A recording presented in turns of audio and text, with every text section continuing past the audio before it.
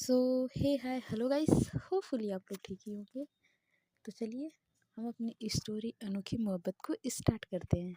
Start करने से पहले जान लेते हैं कि लास्ट पार्ट में क्या हुआ था।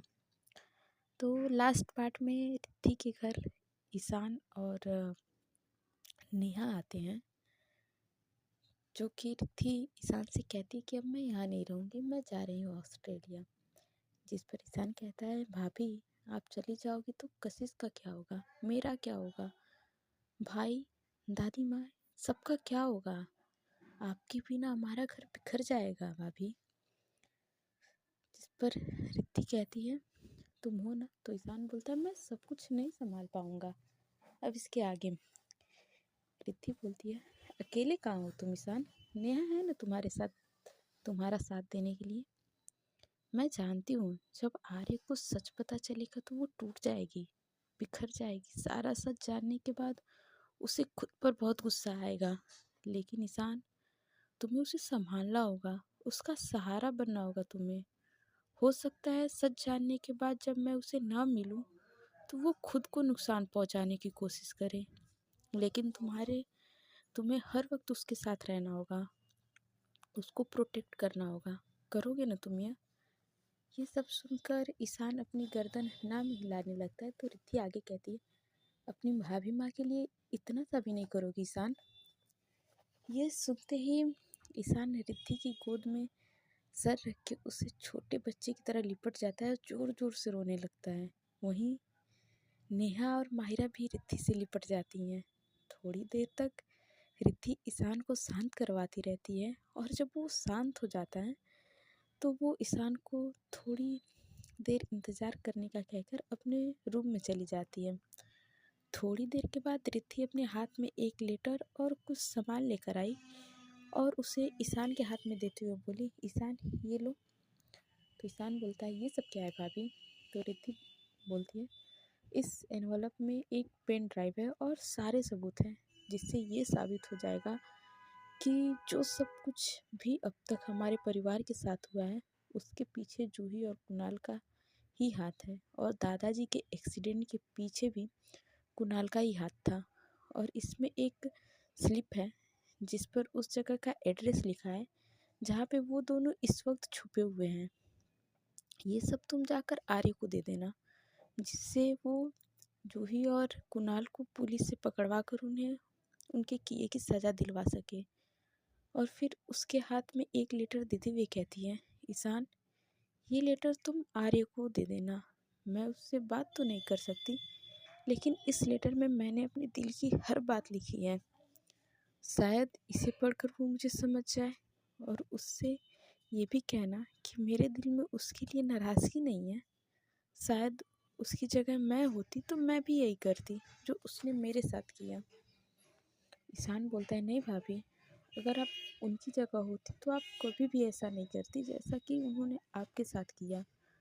आप ना तो उन पर इस तरह से इल्ज़ाम लगाती और ना ही उन्हें इस तरह से अकेला छोड़ती जैसे कि उन्होंने आपको छोड़ दिया।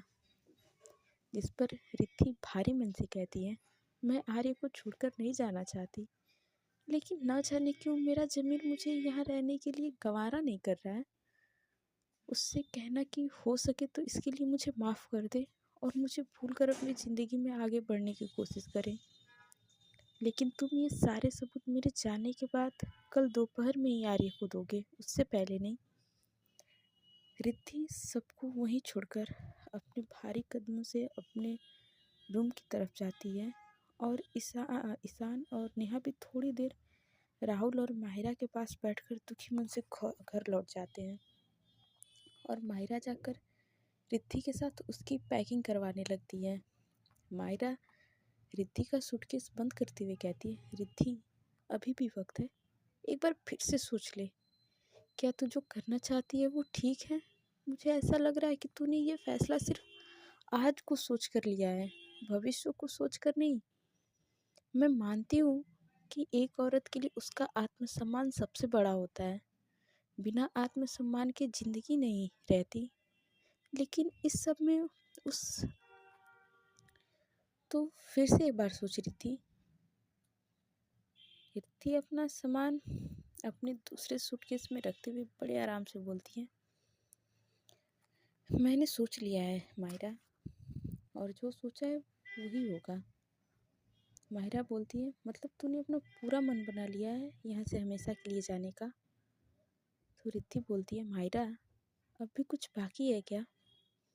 तो मायरा कहती है, देख रिद्धि, मैं ये नहीं कह रही कि तू आर्य को माफ़ कर दे या उसके पास चली जा, लेकिन ये ज़रूर कहूँगी कि इस तरह सब कुछ छोड़कर चले जाना सही नहीं है। रिद्धि एक गहरी सांस लेती है और बोलती है, मायरा अभी मुझे खुद के लिए वक्त चाहिए, और जब मुझे लगेगा कि मैं संभल चुकी हूँ तो शायद मैं वापस आ जाऊँ।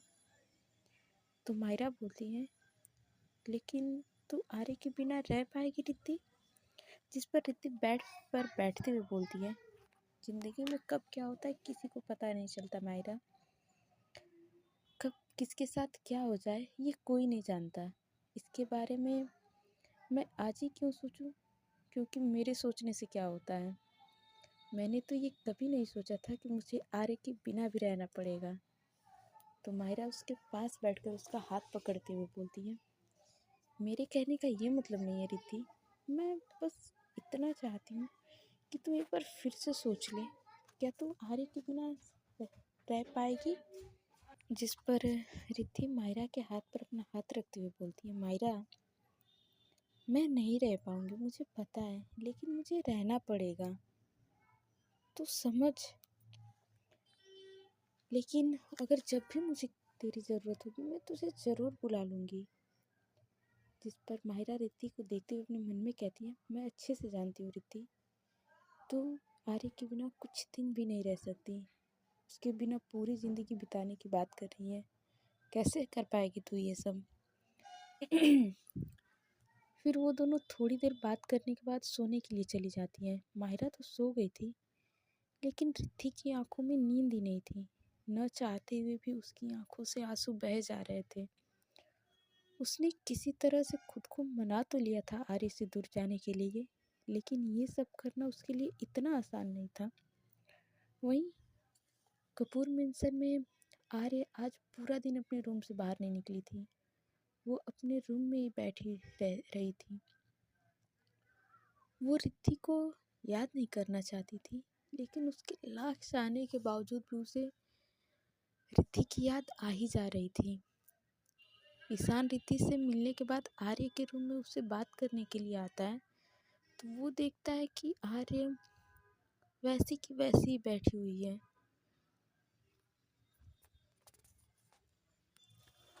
जिसके बाद से ईशान आर्य से कुछ नहीं कहता है, वो बस उसे देखता है और देख के फिर दोबारा अपने रूम की तरफ चला जाता है। अगली सुबह जब एयरपोर्ट के लिए रिद्धि निकलने लगती है तो उसके सामने नेहा और ईशान आते दिखते हैं। रिद्धि चलकर उन दोनों के पास आती है और हैरान होकर बोलती है, तुम दोनों इतनी सुबह यहाँ क्या कर रहे हो? मैंने मना किया था ना तुम्हें यहाँ आने से, फिर तुम दोनों यहाँ क्यों आए हो? जिस पर नेहा उदास मन से बोलती है, तू पत्थर दिल हो सकती है लेकिन हम नहीं। शायद तेरा मन नहीं है आखिरी बार हमसे मिलने का, लेकिन हमारा तो है ना, इसलिए हम तुझसे मिलने आए हैं। ये कहते कहते नेहा की आंखों में से आंसू आ जाते हैं। तो रिद्धि उसके आंसुओं को पोंछते हुए उसके गले लग जाती है और बोलती है, आई एम सॉरी नेहा, मुझे माफ़ कर दे, मेरे कहने का ये मतलब नहीं था, मैं तो बस। जिस पर ईशान उसकी बात काट कर बोलता है, आपको गिल्ट फील करने की कोई ज़रूरत नहीं है भाभी, वो तो बस हम लोग का मन था आपसे मिलने का, इसीलिए आ गए। आप हमें अगर नहीं बताना चाहती कि आप कहाँ जा रही हैं तो ठीक है, लेकिन हम लोग आपको एयरपोर्ट तक तो छोड़ने जा ही सकते हैं ना। जिस पर रिद्धि कुछ कहने वाली होती है कि उससे पहले माहिरा बोलती है, हाँ ईशान, मैं भी रिद्धि को कब से यही कह रही हूँ कि हम लोग भी उसके साथ चलते हैं, लेकिन ये है कि मान ही नहीं रही है। तो रिद्धि बोलती है, माहिरा और नेहा का एक एक हाथ पकड़ के अपने दोनों हाथों में लेते हुए बोलती है, एक तुम दोनों ही हो उन लोगों में से जिन पर मैं आंख बंद करके भरोसा कर सकती हूँ। अब अगर तुम दोनों ही मुझसे नाराज़ हो जाओगी तो मैं वहाँ अकेले कैसे रहूँगी? तुम सब ने मेरा ये यहाँ तक साथ दिया इतना ही काफ़ी है, लेकिन अब इससे आगे का सफ़र मुझे अकेले ही तय करना है। इसलिए मैं नहीं चाहती कि तुम में से कोई भी मेरे साथ कहीं तक भी जाए। माहिरा कुछ कहने को होती है, तभी रिद्धि कहती है, अब तुम लोग अगर मुझसे नाराज़ रहोगे तो मैं कैसे जाऊँगी? प्लीज़ यार, मुझे हँसते-हँसते यहाँ से विदा करो। उसके इतना कहते ही वो दोनों आकर उसके गले लग जाती हैं। तभी रिद्धि की नज़र उन दोनों के पीछे खड़े ईशान पे जाती है, जिसकी आंखों से लगातार आंसू बह जा रहे थे।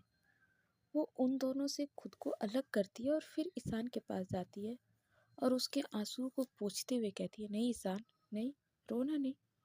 अभी तुम्हें बहुत हिम्मत की ज़रूरत है। अगर तुम ऐसे ही हिम्मत हारोगे तो आर्य को कौन संभालेगा? और प्लीज़ मेरे जाने के बाद उसे किसी भी बात के लिए दोष मत देना। ये हम दोनों की किस्मत थी, दो हम दोनों मिलकर भी ना मिल सके। ईशान बोलता है, भाभी आपको अभी भी भाई की परवाह है, जबकि उन्होंने आपके साथ। रिद्धि बोलती है, मैंने और आर्य के बीच मेरे और आर्य के बीच में जो रिश्ता है ना, वो कोई ऐसा वैसा नहीं, बल्कि एक विवाह जैसा रिश्ता है। मानती हूँ कि हमारे रिश्ते पर अभी नफरत और गुस्से के बादल छाए हुए हैं, लेकिन इसका मतलब ये नहीं कि हमारे रिश्ते का अस्तित्व ही खत्म हो गया है। वो अभी भी मेरे लिए उतनी ही मायने रखती है जितनी कि पहले रखती थी, और सारी ज़िंदगी रहेगा। मैं उसे अपने दिल में, अपनी धड़कन में बसा कर यहाँ से जा रही हूँ, तो कैसे उसकी परवाह करना छोड़ दूँ? फिर ईशान एक नज़र उसे देखता है और फिर झुककर उसके पैर छू लेता है। ईशान रिद्धि के पैर छूकर उससे दूर होने लगता है, लेकिन रिद्धि उसे अपने गले से लगा लेती है। रिद्धि के गले लगते ही ईशान रो पड़ता है। वो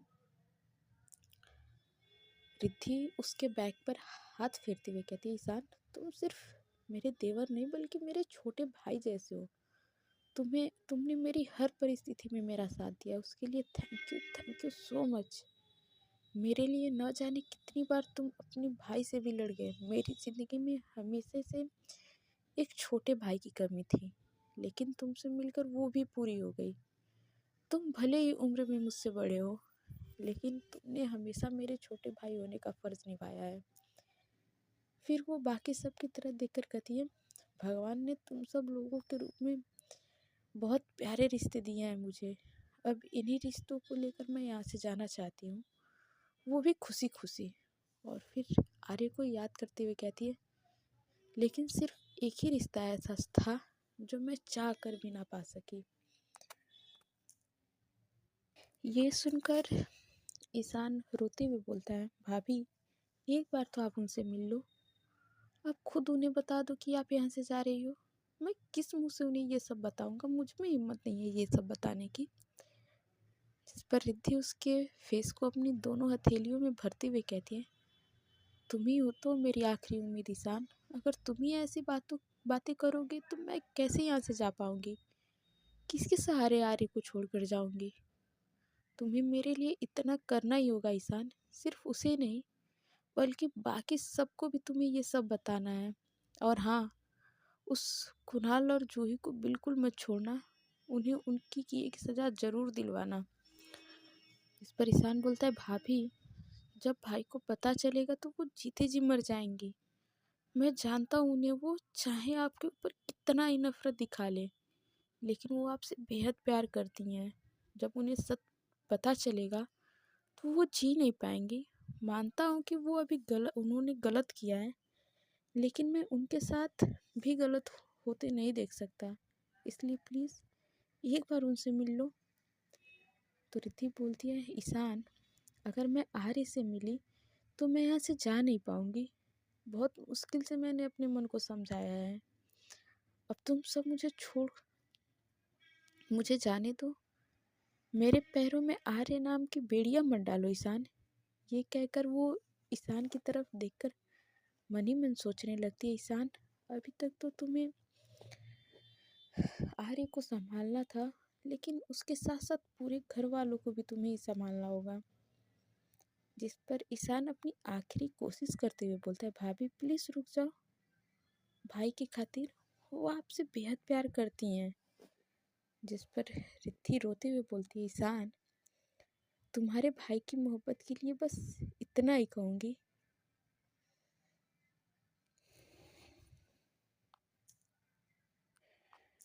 देखा है हमने इस दुनिया का रिवाज इश्क, पहले आम से खास और फिर खास से खाक बन जाते हैं। फिर वो अपने दिल के सारे जख्म निकाल कर अपना सारा सामान गाड़ी में रखती है और सबको बाय बोलकर और सबको रोता छोड़कर एयरपोर्ट की तरफ चली जाती है। वो गाड़ी में बैठकर पीछे सीट से अपना सर टिकाती है और आर्य के बारे में सोचने लगती है। इतने में ड्राइवर गाड़ी में गाना बजा देता है, जिससे रिद्धि सुनती है और उसकी आंखों से आंसू बहने लगते हैं। उसके बाद से रिद्धि एयरपोर्ट जाकर अपने ऑस्ट्रेलिया की फ़्लाइट लेती है और हमेशा हमेशा के लिए इंडिया और आर्य को छोड़कर हमेशा के लिए चली जाती हैं। इधर ईशान और नेहा एक जंग में हारे इंसान की तरह घर लौटते हैं। वो दोनों अंदर आते हैं तो उन्हें सामने आर्य आती हुई दिखाई देती है। आर्य को देखते ही ईशान की भौहें गुस्से से तंद आती हैं और मुट्ठियाँ कस जाती हैं। उसे इस कदर गुस्से में देखकर नेहा उसे रोकने की कोशिश करती है, लेकिन वो बिना रुके आर्य के सामने जाकर खड़ा होकर कहता है, अब तो आपके दिल को सुकून मिल गया होगा ना। ईशान की सूजी हुई आंखें देखकर आर्य बड़ी परेशान हो जाती है। फिर वो एक नज़र नेहा पर डालती है। उन दोनों की हालत देखकर घबराते हुए कहती, ईशान ये तू क्या कह रहा है और तुझे क्या हुआ? ये क्या हाल बना रखा है तुम दोनों ने अपना? और तुम दोनों इतनी सुबह सुबह कहाँ से आ रहे हो? जिस पर ईशान रोते हुए कहता है, अपनी ये झूठी फिक्र अपने पास रखिए। आपको किसी की परवाह नहीं है सिवाय अपने। आपकी वजह से आज भाभी। आर्य उसकी बात को पूरा होने से पहले बोलती है, मुझे उसके बारे में कुछ नहीं सुनना है, समझे ईशान? जिस पर नेहा रोते हुए आर्य से कहती है, मैं तो आपको बहुत समझदार समझती थी, लेकिन आपने तो आज अपना भरोसा ही तोड़ दिया, रिद्धि का भरोसा तोड़ दिया। जिस पर आर्य गुस्से से नेहा से कहती है, भरोसे की बात तो मत ही करो नेहा। भरोसा मैंने नहीं बल्कि तुम्हारी उस सो कॉल्ड फ्रेंड ने तोड़ा है। जो उसने मेरे साथ किया है ना, उसे मैं चाह कर भी पूरी ज़िंदगी नहीं भुला सकती। वो कहते हैं ना, भरोसा टूटने पर कोई आवाज़ नहीं होती, लेकिन उसकी गूंज ताउम्र सुनाई देती है। जिस पर ईशान गुस्से से उसे घूरते हुए कहता है, सही कहा आपने, भरोसा टूटने की गूंज इंसान को ताउम्र सुनाई देती है, लेकिन यहाँ पर भरोसा आपका नहीं बल्कि भाभी का टूटा है। लेकिन उसके टूटने की गूंज अब आपको अपनी पूरी ज़िंदगी सुनाई देगी, वो भी अकेले। आर्य ईशान को हैरानी से देखती है और कहती है, क्या मतलब है तुम्हारा ईशान? ईशान भी आर्य को देखते हुए कहता है, चली गई वो, चली गई आपको हमेशा के लिए छोड़कर। तो आर्य बोलती है, चली गई? लेकिन कौन चली गई? ईशान आर्य के पास आकर उसे झिझोड़ते हुए कहता है, बताओ कौन चली गई? आपकी ज़िंदगी, आपकी खुशियाँ, आपका सुकून, आपका प्यार, मेरी भाभी चली गई हमेशा के लिए छोड़कर। फिर ईशान आर्य के हाथ में पेन ड्राइव देते हुए कहता है, ये लीजिए, भाभी की बेगुनाही और कुणाल और काम्या के गुनाहों का सबूत है। एक बार देखिए इसे, फिर आपको सब कुछ सच सच पता चल जाएगा। तब शायद आपको भाभी की बातों पर यकीन भी हो। आर्य अपनी नम आंखों से एक बार उस पेन ड्राइव को देखती है और फिर उसे लेकर जाकर टेबल पर रख देती है, क्योंकि इस वक्त वो इस हालत में नहीं थी कि वो कुछ समझ पाए या कुछ देख पाए। इस वक्त उसके दिलो दिमाग में सिर्फ यही बात गूंज रही थी कि रिद्धि उसे छोड़कर चली गई। ईशान उसे ऐसा करते देखकर कहता है, क्या हुआ? कल तक तो आपको भाभी गलत नजर आ रही थी, आपको तो सिर्फ सबूतों पर यकीन आता है ना। कल तक आप अपने सबूत दिखाकर उन्हें गुनहगार साबित कर रही थी, और आज जब मैं उनकी बेगुनाही का सबूत आपको दिखाकर उन्हें बेगुनाह साबित करना चाहता हूँ, तो आप उन सबूतों को नहीं देखना चाहती? ईशान की बात सुनकर आर्य अपना सिर शर्म से झुका लेती है। फिर ईशान अपनी जेब से रिद्धि का दिया हुआ लेटर निकालकर आर्य की तरफ बढ़ाता है और कहता है, ये लीजिए, पढ़ लीजिए। सो फ्रेंड्स, आज के पार्ट में बस इतना ही। मिलते हैं नेक्स्ट पार्ट में और जानते हैं कि आने वाले पार्ट में क्या होता है। तब तक के लिए bye bye, tata, take care. आप लोग अपना ध्यान रखिए। Bye everyone.